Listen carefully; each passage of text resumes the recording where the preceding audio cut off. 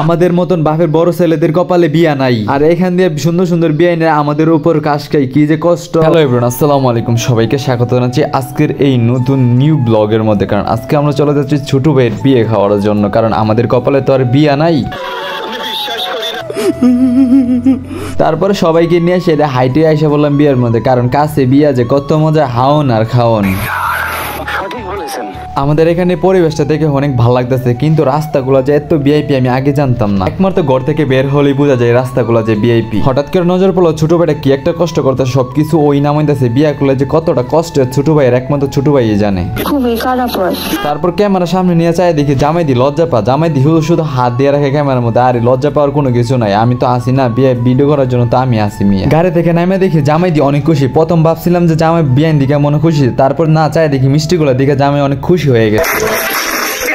ভাবছিলাম যে আজকে বিয়ের মধ্যে গিয়ে সেরা মেয়েদের সাথে কতক্ষণ ফাইট করুম, কিন্তু এইটা হইলো না। তারপর দিয়ে দিল আমার হাতে ক্যামেরা, কিন্তু ক্যামেরা দিয়ে দিলে কি আর ফাইট করা যায়? তারপর লগেটি চাই দেখি ধুম তারাকা ফাইট করতেছে, আর মেয়েগুলো যে এত চুপা পাইতেছে আল্লাহ।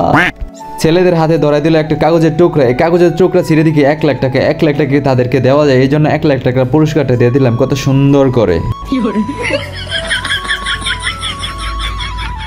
একটা বিপদ থেকে উদ্ধার না হইতে আরেকটা বিপদ হাজির। এখন পড়ছে হিজলাটা এখন ধুম তারাক্কা কইরা লাগবে, কারণ এখন যদি টাকা না দেই, যেখানে যাই সেখানে শুধু টাকা টাকা। বিয়ানগুলো টাকা ছাড়া যেমন চোখেই দেখে না। এখানে ভাবছিলাম যে সুন্দর টিকা গিয়া সেটা বসে যাবো, কিন্তু এখানে গোলাপ ফুলের মালা নিয়ে হাজির। বলতেছি টাকা না দিলে আমরা গোলাপ ফুল মালা পরাবো না। আমরা কইতেছি যে গোলাপ ফুলের মালা জানি পরাবেন, গান ফেরেনি। বিয়ানরা কইতেছে যে গান গলে ফারে না, তাহলে তো টাকা দেওয়া সম্ভব না। তারপরও কাইন্দা দিকা দিব, এই কারণে 1000 টাকা দিয়া নদীর জল বন্ধ করলাম।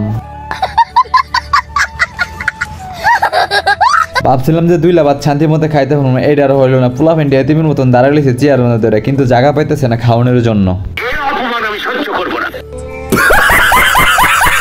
এই অপমান সহ্য করতে পারতেছি না, কিন্তু পেটে খিদে আছে, খাইতে হইব। মুরব্বীর পিছনে দাঁড়াই আছে, এই জন্য মুরব্বীর মনটা খারাপ করে লাইছে।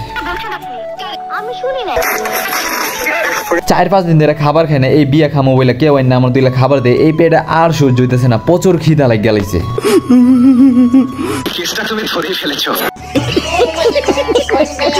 অবশেষে পেয়ে গেলাম খাবারের টেবিলে। খাবারের টেবিলে বসে দিয়ে সবাই যা যার মতন খাইতেছে। কি রে ভাই আমার একটু দে, সবাই একটু দিয়া তারপর খা।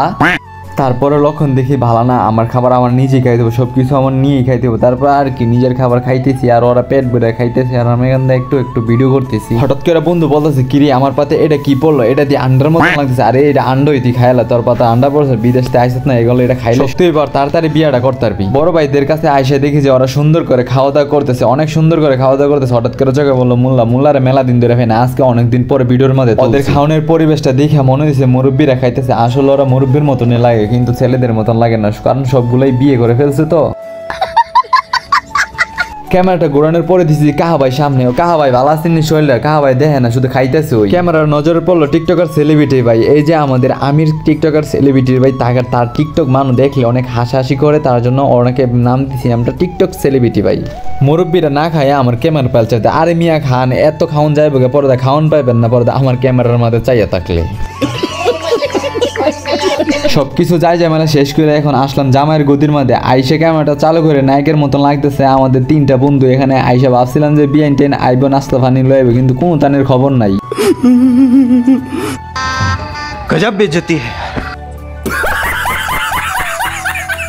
যদি ভিডিওটা ভালো লাগে থাকে অবশ্যই আমার তুষার আহমেদ শুভ পেজটাকে ফলো দিয়ে পাশে থাকবেন। দেখা হবে আবার কোনো এক নতুন নিউ ব্লগ নিয়ে।